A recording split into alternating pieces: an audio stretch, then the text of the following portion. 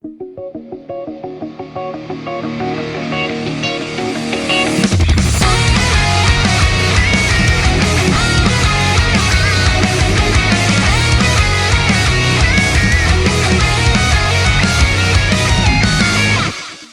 you can take a guess from this video, this is a third and the final part of the Viewtiful Joe trilogy, even though this is technically about 2 other games. So if you haven't seen these videos, I recommend checking those out before looking into this. So let's henshin a go-go one last time.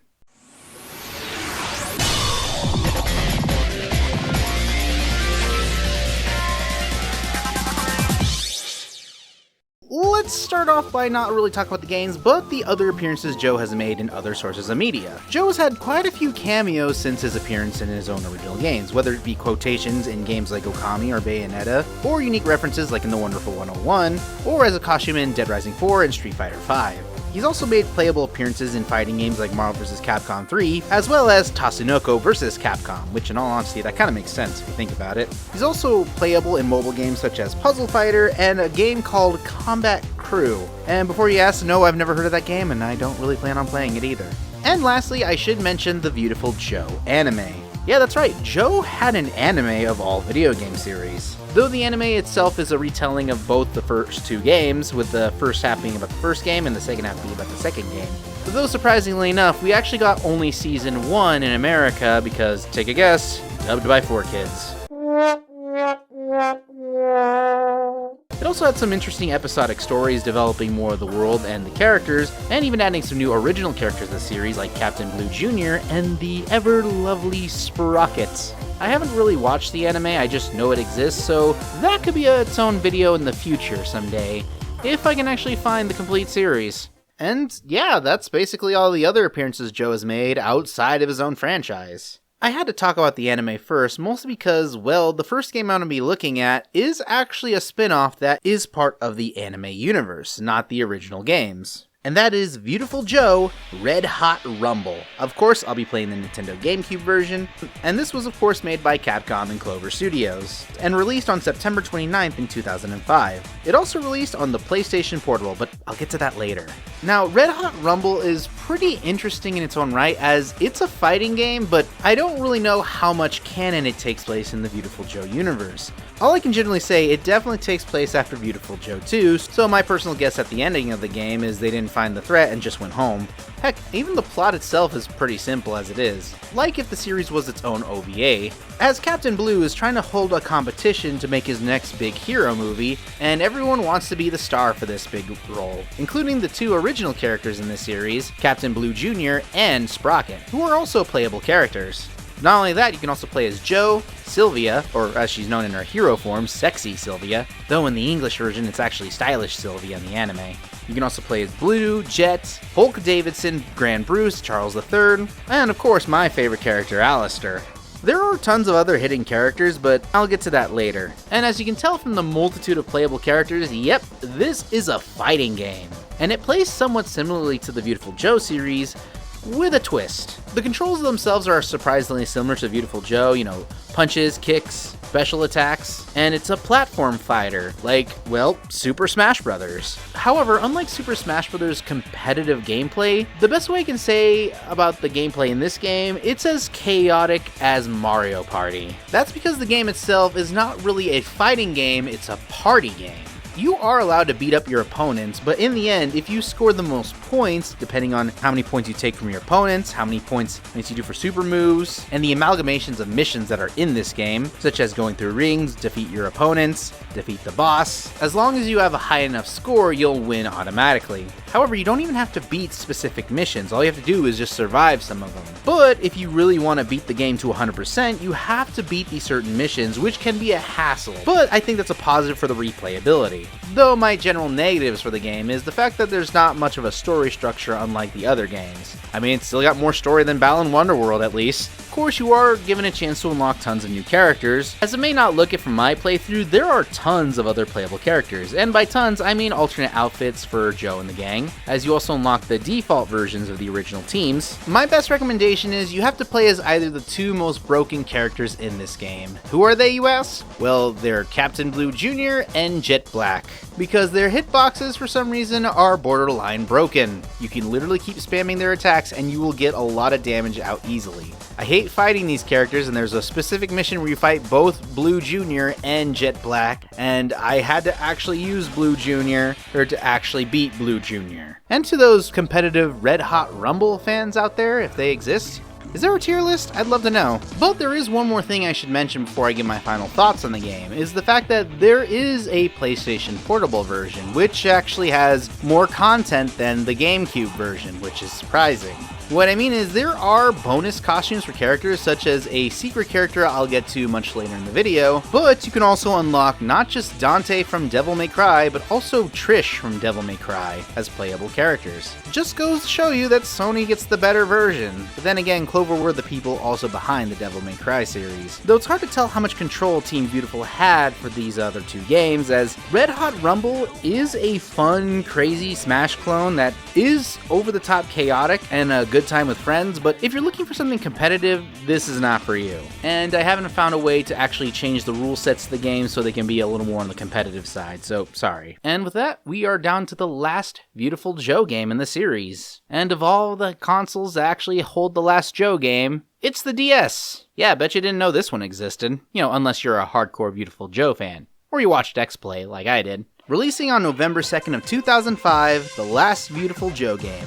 Viewtiful Joe Double Trouble. Of course, made again by Capcom and Clover Studios. And there's a good reason why it's the last one, but I'll first explain the story. This time around, the story actually takes place in the real world, as it's shown a certain character is being attacked by Hulk Davidson, but it turns out to be just the set of the movie, and Joe doesn't realize it, even though he's in the real world now, where he has no VFX energy. Again, just like my thoughts on Red Hot Rumble, they probably didn't find threat number 3 and decided just to go home. With this new set actually taking place, the new Captain Blue movie with the new lead actress, Jasmine, who is Joe's sister. I find it funny that Joe's entire family's name all start with the letter J. You have Joe, you got Jet, and you got Jasmine. However, the film has been stolen by another new group known as the Motto Empire.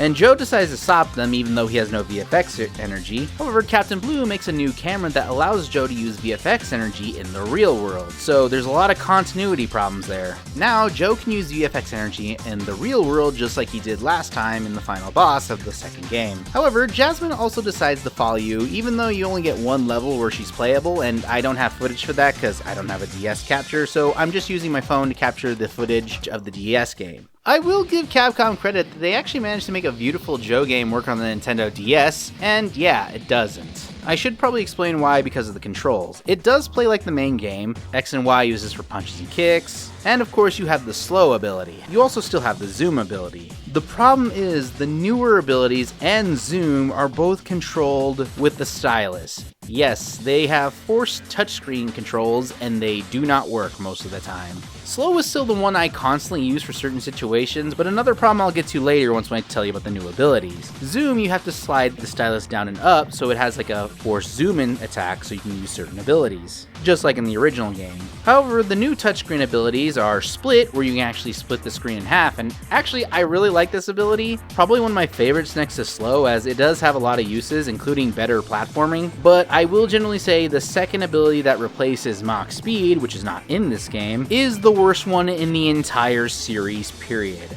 I'm referring to the ability Scratch. So how does this one work? Well, you press the R button and then you use the touchscreen and stylus and you shake it like crazy on a target to hopefully do an attack on them.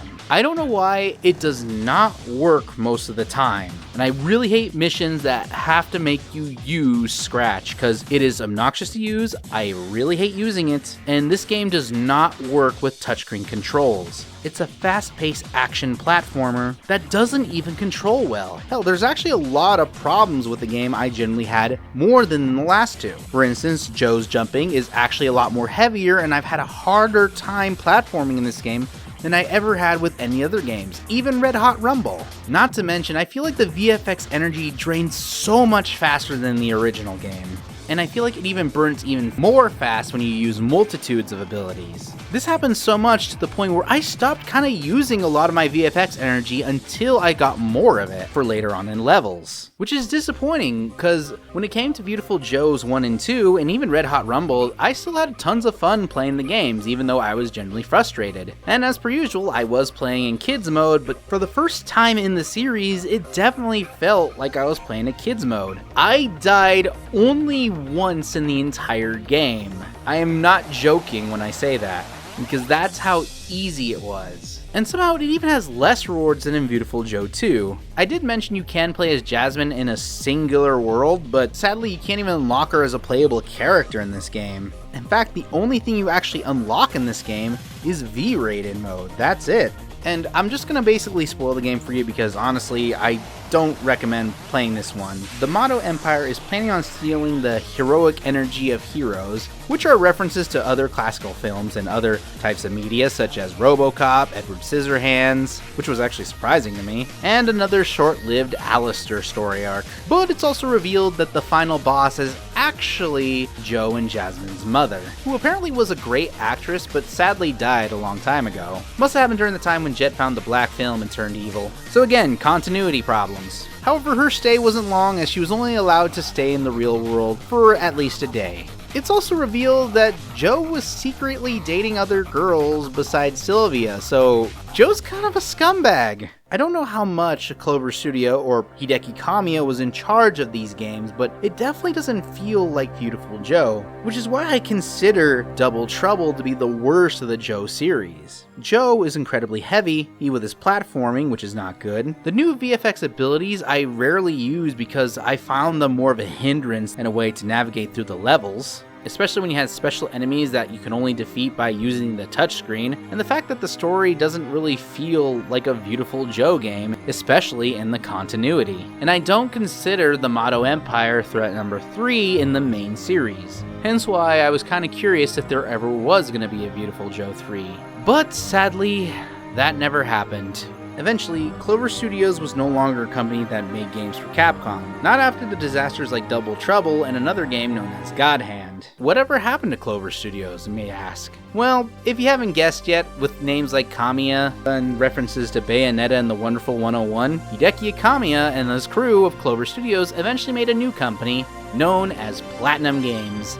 And yes, they have been thriving since they left, with tons of really great games. It's kind of sad to see that Viewtiful Joe gets not that much recognition nowadays with a few cameos. I'll generally say it's still more than what Power Stone gets, but it may not be the end for Viewtiful Joe. Right now, Capcom has had a major resurgence of a lot of their old school games. Mega Man 11, Devil May Cry 5, Ghosts and Goblins, Resurrection. Not to mention tons of Capcom games are now coming on the Nintendo Switch, with most, if not almost all, the Mega Man games on the Nintendo Switch, with the exclusion of these Mega Man franchises, and of course another port of Okami on there. Maybe Viewtiful Joe could get a port on the Nintendo Switch maybe, or even be multi-platform. Though if my recommendation, I'd recommend porting the PlayStation 2 version, and eventually conclude the series with the long-awaited Viewtiful Joe 3. Though my best recommendation, if you want to do a third and final Viewtiful Joe Capcom, get Platinum back, get Hideki Kamiya back. In fact, I'd love to see if the fans of the Viewtiful Joe series would love to see Joe come back. So I want to do a little experiment. I want this hashtag to spread. Hashtag Joe must go on. Spread that to Capcom, spread that to Platinum, and of course, spread that to Hideki Kamiya, if he hasn't blocked you yet. I still say there is a future for Viewtiful Joe, or at least a proper conclusion. I mean, if some games that we've been waiting forever eventually get a third and final game, I think it's possible for Joe to still get a future. With that said, that is all of the Viewtiful Joe games. Thank you so much for watching, and of course, Henshin a Go-Go, baby! Huh? Is it me or is the static a little louder than normal? Huh, my old backdrop. I guess we're using this from now on. I guess? Well, this is weird.